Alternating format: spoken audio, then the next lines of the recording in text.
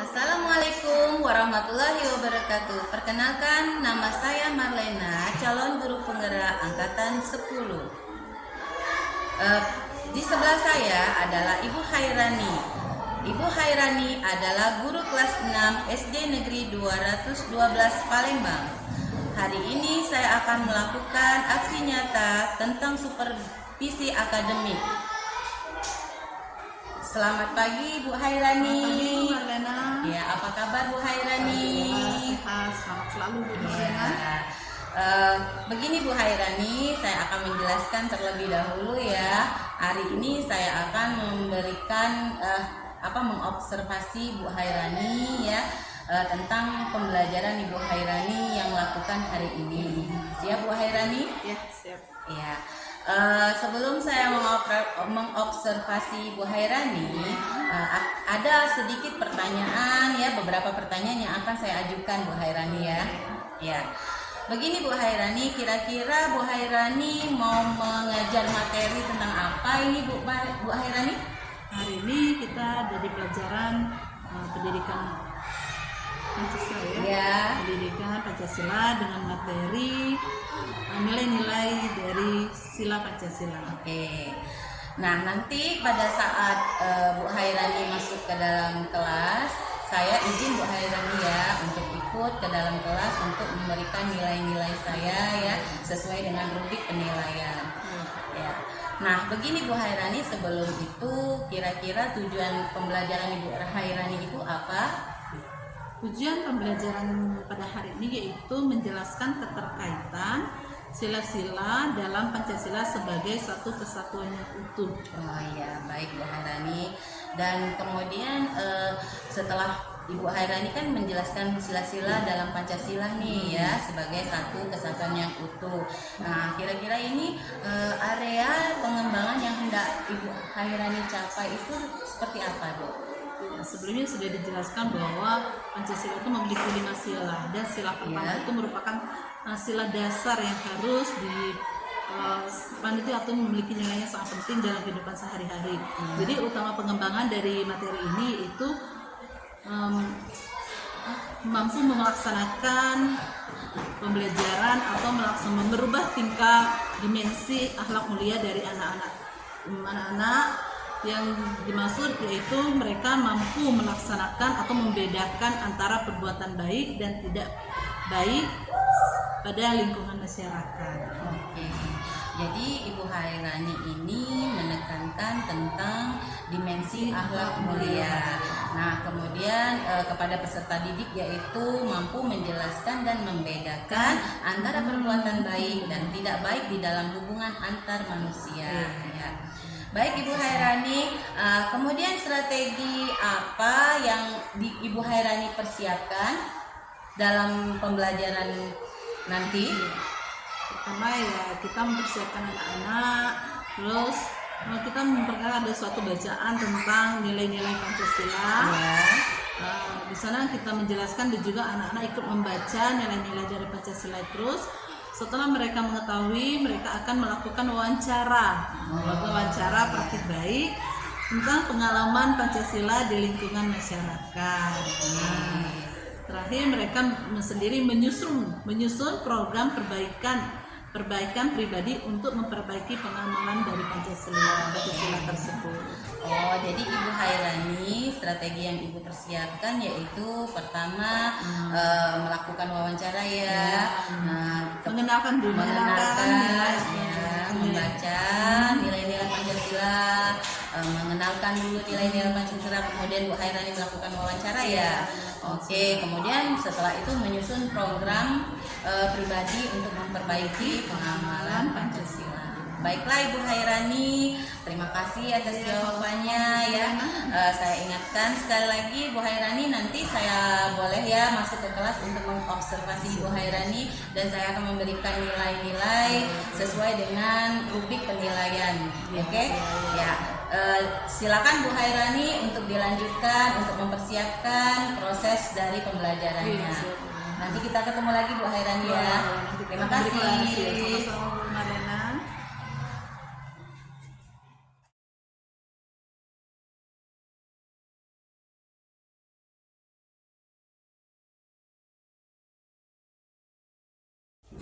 Ya, kita masih berada di bab 1 di mata pelajaran pendidikan Pancasila, belajar Pancasila dengan menyenangkan ya.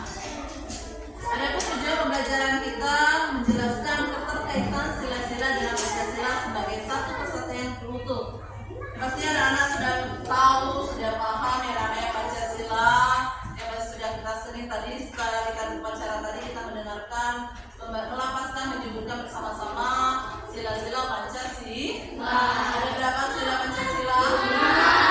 Di kelas 5 juga sudah dipelajari perumusan Pancasila, siapa saja yang merumuskan Pancasila. Masih ada yang ingat? Ya. Siapa salah satunya pendiri apa perancang pembuat Pancasila? Salah satunya adalah presiden kita yang pertama. Yang satunya adalah yang pertama Soekarno. Mereka adalah seorang yang termasuk dalam perumusan dari Pancasila. Coba untuk mengulangnya, siapa yang mau menyebutkan kembali isi dari Pancasila? Sana, coba.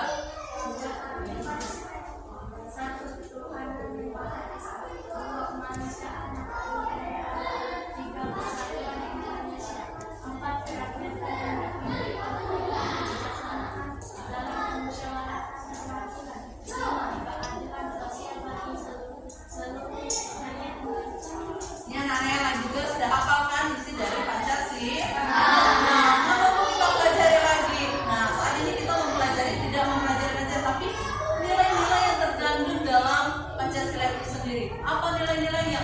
Kegiatan perbuatan yang kita lakukan berdasarkan dengan sila-sila Pancasila. Bagaimana jadi sekarang kita sebagai seorang pelajar Pancasila. Kemarin sudah kita bahas yang pelajar Pancasila memiliki 6 dimensi. Sudah hafal? Dinyanyikan? Coba nyanyi dulu sama-sama. 1, 2, 3. Belajar Pancasila, beriman dan bertakwa pada Tuhan Yang Esa dan berakhlak mulia, kemerdekaan global, gotong royong mandiri, kreatif dan bernalar kritis. Nah, itu bukan hanya sekedar nyanyian ya, itu adalah sesuatu yang harus kita lakukan.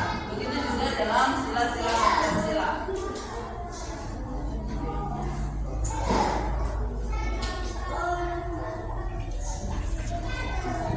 Hubungan nilai-nilai Pancasila dalam praktik hidup sehari-hari. Ya, segala perbuatan kita sehari-hari ini adalah berdasarkan dengan Pancasila. Nilai apa saja? Nilai Pancasila sebagai kebaikan yang saling berhubungan. Tadi sudah disebutkan bahwa Pancasila itu berisi dari 5 sila. Antara 5 sila ini harus saling berkaitan, saling berhubungan. Ya, terutama yang pada sila ke-1 yang bunyinya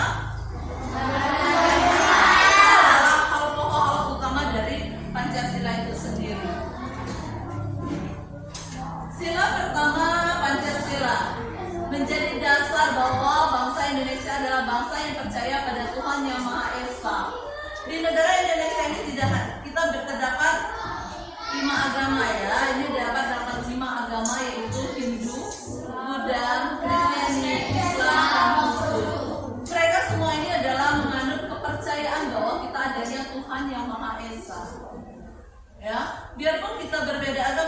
tujuan kita adalah menganut satu bahwa memiliki kepercayaan itu kepada Tuhan yang Maha Esa, menjalankan kepercayaan dan keyakinan selaras dengan ajaran masing-masing agama dan kepercayaan tersebut.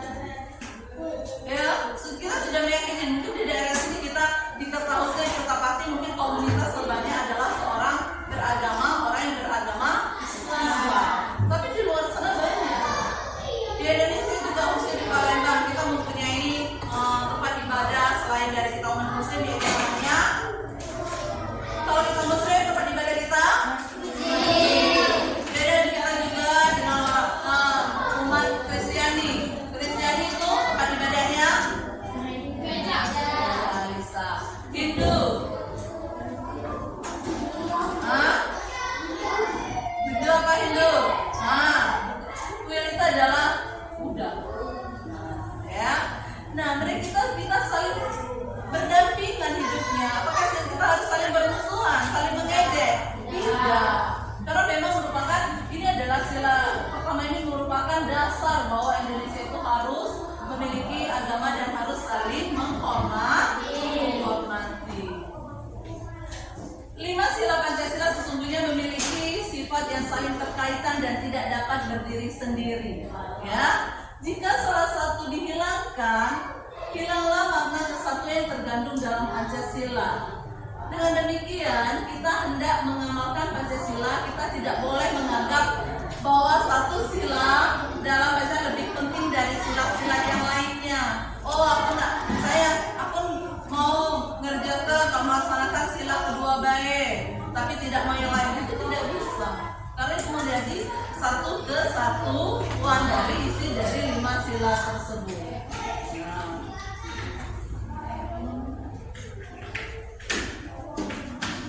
Sila pertama dalam bahasa menjadi dasar, memimpin atau menjiwai dari keempat sila lainnya. Untuk itu, dalam pengamalan sila ketuhanan bahasa tidak sebatas menghormati agama dan kepercayaan, tetapi juga menjadi dasar dalam menjunjung tinggi-tinggi nilai kemanusiaan. Ya, sudah satu tadi, berarti kedua apa isinya bunyinya? Nopan? Sila kedua?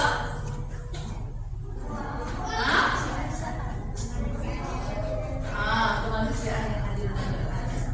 Ya, sudah satu tadi berarti sudah masuk ke sila kedua. Mendidik dan mengajar menjadikan agama sebagai untuk membangun persatuan dan kedamaian, menghargai perbedaan.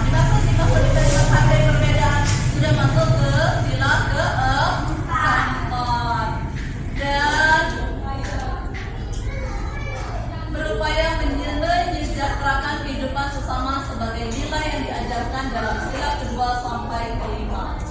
Begitupun sebaliknya, pengamalan nilai-nilai pada sila kedua sampai kelima merupakan bentuk keimanan pada Tuhan Yang Maha Esa sebagai diajarkan oleh sila pertama.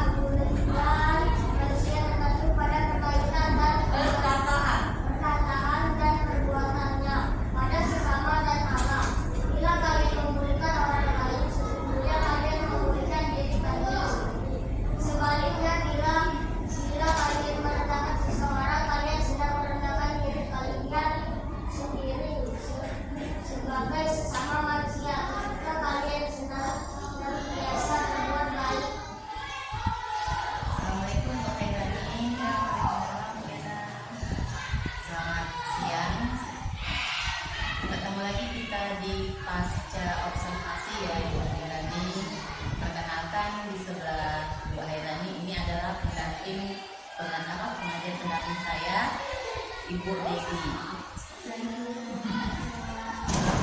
Baiklah Ibu Herani, setelah kemarin saya observasi, kira-kira tujuan Ibu Herani kemarin apakah sudah tercapai? Sebelumnya kita mungkin membahas tentang materi mengenai Pancasila ya. Iya.